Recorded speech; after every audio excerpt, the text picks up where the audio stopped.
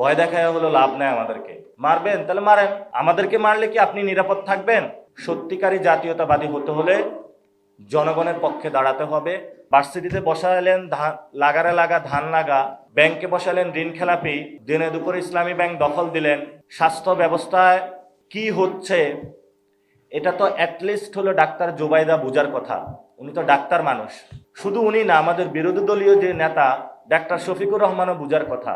তাহলে প্রতিনিয়ত যখন 15 থেকে 20 জন শিশু মারা যাচ্ছে সেই বিষয়ে তারা কথা বলছে না, দোষারোপের রাজনীতি চলতেছে, আইসিইউর ব্যবস্থা নেই, স্বাস্থ্য ব্যবস্থা আমাদের রিফর্মের কথা বলেছি আমরা, সরকার সেদিকে যাচ্ছে না। বিচার বিভাগের যে সচিবালয় সেটাকে স্বাধীন করার কথা ছিল, সেটা স্বাধীন না করে আইনমন্ত্রী বিচার বিভাগকে কুক্ষিত করছেন এবং এখানে আইনের শাসনের বদলে তিনি এখানে একটা জঙ্গলি শাসন চালু করেছেন।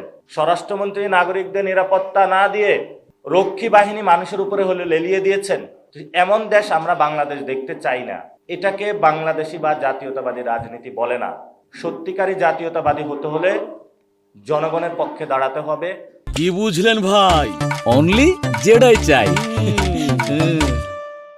মানুষের পক্ষে কাজ করতে হবে এবং আমাদের উপরে যদি আর হামলা মামলা হয় অন্যায়ভাবে, আমরা 5 বছরের জন্য রেডি আছি, কিন্তু 5 বছর করবেন কিনা সে নিশ্চয়তা আমরা দিতে পারি না।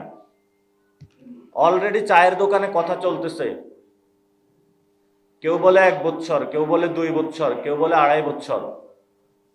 ডক্টর ইউনূস হলো শান্তিতে 6 মাস পেয়েছিল, মানুষ রেসপেক্ট করেছিল। এই সরকারের কয় মাস হয়েছে? মনে হয় 3 মাস। সরকার হেলতেছে দুলতেছে।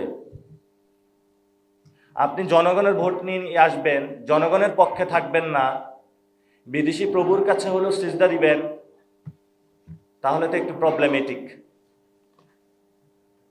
আমরা মাথা নোয়াবার নয়,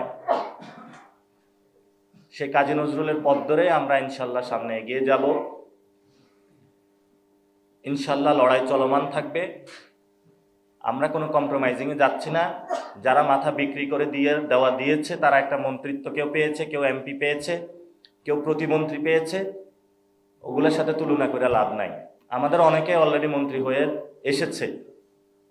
তো বাংলাদেশ কিভাবে চলে, মন্ত্রণালয় কিভাবে চলে, হাওয়া ভবনের কিচেন ক্যাবিনেট কিভাবে চলে, সেগুলো আমাদের জানা আছে। হাসনাত আব্দুল্লাহ বলেছিল যে কারে ভয় দেখান, ভয় দেখায় হলো লাভ নাই, আমাদেরকে মারবেন তাহলে মারেন, আমাদেরকে মারলে কি আপনি নিরাপদ থাকবেন?